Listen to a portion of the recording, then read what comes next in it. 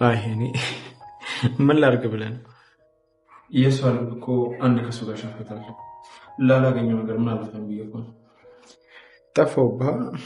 ያው ምን ላድርግ ብለን ታውቀዋለህ። ማነው እናቴ? ኧረ ተው አንተ ልጅ እባክህ፣ ሁልጊዜ በር ተንኳኳ ቆጠራ ሊሆን ይችላል። ልቤን አታስደንግጠው። ይሄን እንኳን አንዴ መልሼ ልደውልልህ። ይግቡ።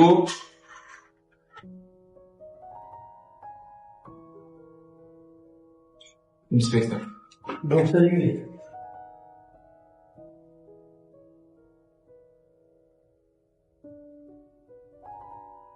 ምንድን ነው ኢንስፔክተር? ከዚህ ሰዓት ጀምሮ በቁጥጥር ስር ውለሃል። ምን?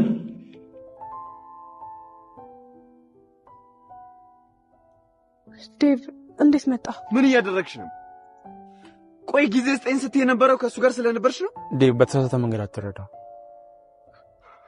ምን ብዬ ነበር? ከአደይ አጠገብ እንዳትደርስ ብዬ ነበር አይደል? አዎ ብለኸኛል። እና ታዲያ እስካሁን ከእሷ ጋር ምን ትሰራለህ? ዴቭ ቆይ ምን እያደረክ ነው ያለው? ተረጋጋ እንጂ። ከዚህ ዶክተር ጋር ምን ታደርጊያለሽ? አይደል ምን እናደርጋለን? ቆይ ግን ምንድነው ችግር? ዴቭ የተፈጠረ ነገር አለ? ዴቭ ትክክለኛ ነገር አላደረግም። እስኪ አስረዱኝ። ምን እያደረጋችሁ ነው? እንደዚህ አይነት ቦታ ላይ ብቻችሁ ምን ትሰራላችሁ? ቆይ ብቻዬን ልሁን ለእኔ ጊዜ ትሰጠኝ ብሎ ስልክ ዘጋሽ አይደለ? ከዛም በኋላ ከእሱ ጋር መሆን ምን ይሉታል? ምን ለማድረግ እየሞከርሽ ነው? ምንም አላደረኩም ዴቭ። የምትወደኝ ከሆነ ልታምነኝ ይገባል። የምትጠራጠረኝ ከሆነ ግን በቃ ሁሉም ነገር አብቅቷል። እሺ በዚህ ሰዓት እኔ ስንት የሚያስጨንቀኝ ነገር አለ። ከዚህ በላይ ደግሞ አንተ ትጠራጠረኛለህ? እስኪ አስቢው። እንዴት ነው ማለት ጠራጠር? አዲያውንም መልስሽን እየጠበቅኩ ነው ያለሁት። ቆይ ብቻዬን ጊዜ ስጠኝ አላልሽ? እዚህ ምን ትሰሪያለሽ ከዚህ ሰውዬ ጋር? ይኸውልሽ አዲይ፣ በተደጋጋሚ ሆስፒታል ስቴጅ ዝም ብያለሁ። ይህንን ነገር ግን ዝም ማለት አልችልም። እሺ በቃ ዴቭ ይበቃል። ከዚህ በላይ አትናገረኝ። ያንተን ጥርጣሬ የሚቋቋምበት አቅም የለኝም። በቃኝ ዴቭ። እኔ በዚህ ሁኔታ መቀጠል አልፈልግም። እኔም አልፈልግም የኔ ፍቅር፣ ግን እኮ በጣም ስለምወድሽ ነው። የምትወደኝን ያህል ልታምነኝ ይገባል። አምንሻለሁ። እሺ አዲይ፣ ዶክተሩ ምንም አላሰበም። እኔ ነኝ ጥፋተኛ። ዶክተሩ እኮ በጣም ጥሩ ሰው ነው። በእኔና እሱ መሀል የሆነ ነገር ያለ መስሎ ተጠራጠርክ። እሱ እኮ ግን አንድ ላይ እንድንሆን እየመከረኝ ከጎን ሆኖ እያገዘኝ ነበር። በጣም ይቅርታ የኔ ፍቅር። ዴቭ ሁሉም ነገር ከብዶኛል። አውቃለሁ፣ ይገባኛል። የራሴን ስሜትና ፍላጎት የተከታተልኩኝ በጣም አስጨንቄሻለሁ። ለሱ ደግሞ በጣም ይቅርታ። በጣም ከብዶኛል። በዚህ መሀል ደግሞ አንተ ልትጠራጠረኝ አይገባም። መቼም አልደግመውም። ይቅርታ የኔ ፍቅር። አሁን ደግሞ ያንቺን ስሜትና ፍላጎት መናስቀድምበት ሰዓት ነው። ደግሞ እንደምትፈልጊው አይነት አጋር ስላልሆንኩልሽ በጣም ይቅርታሽ። መጥፎ ሰው አይደለም። የኔ ደስታ ያስደስታል። ለሱ ደግሞ አመሰግናለሁ። አሁን ግን ሁለታችንም የራሳችን ውሳኔ መወሰን አለብን። የኔ ፍቅር፣ እኔ ባንቺ ጉዳይ ወስኜ ከጨረሱ በጣም ቆይቻለሁ። ሚስቴ ነሽ እና ደግሞ አገባሻለሁ። ግን ደግሞ ውሳኔሽን አከብርልሻለሁ። አንቺ ምን ወሰንሽ? እኔ አንተን ለማግባት ዝግጁ። የምርሽን ነው? አዎ ዴቭ ወስኛለሁ። በቀላሉ ስለወሰንኩት ቀላል ነው ማለት አይደለም። በጣም ከብዶኝ ነበር፣ ግን ደግሞ ሁሉንም ነገር አሸንፌ ወደፊት መራመድ ፈልጋለሁ። አገባለሁ። የኔ እናት፣ የኔ ፍቅር፣ ምን እንደምልሽ አላውቅም። ብቻ በጣም ደስ ብሎኛል። ችግራችን ከደስታችን በልጦ ሊሸፍነው አይገባም። እናደርገዋለን። ለዚህ እኮ ነው የምወድሽ። አሁን ታለም ጋር ልደውልላት። እንደዛ ይሻላል እንዴ? አዎ፣ ይኸውልሽ ሁሉንም ነገር እንጀምራለን፣ እንዘጋጃለን፣ እንጋባለን። እሺ? የዴቭ ቅናት አሁንስ በዛ የምትሉ ይህንን ቪዲዮ ላይክ በማድረግ አብሮነታችሁ ልታሳዩን ትችላላችሁ። ሰላም ቤተሰብ፣ እንደምን ከረማችሁልን?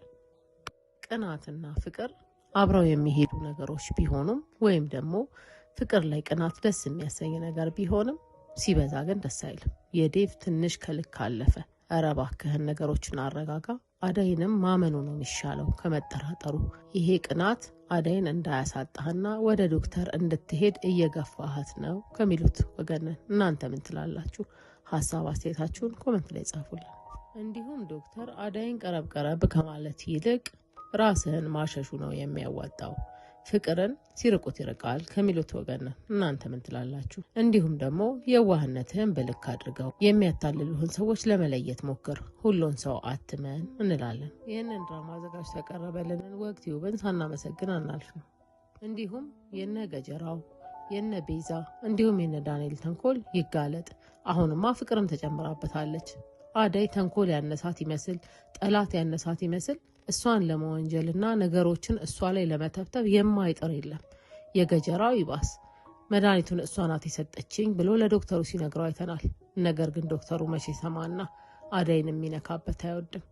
ታዲያ እነ ገጀራውና እነ ቤዛ እነ ፍቅር መቼ ነው ተጋልጠው የምናየው? መቼ ነው እስከ ጥፋታቸው ከስተታቸው ተምረው የምናየው እንላለን።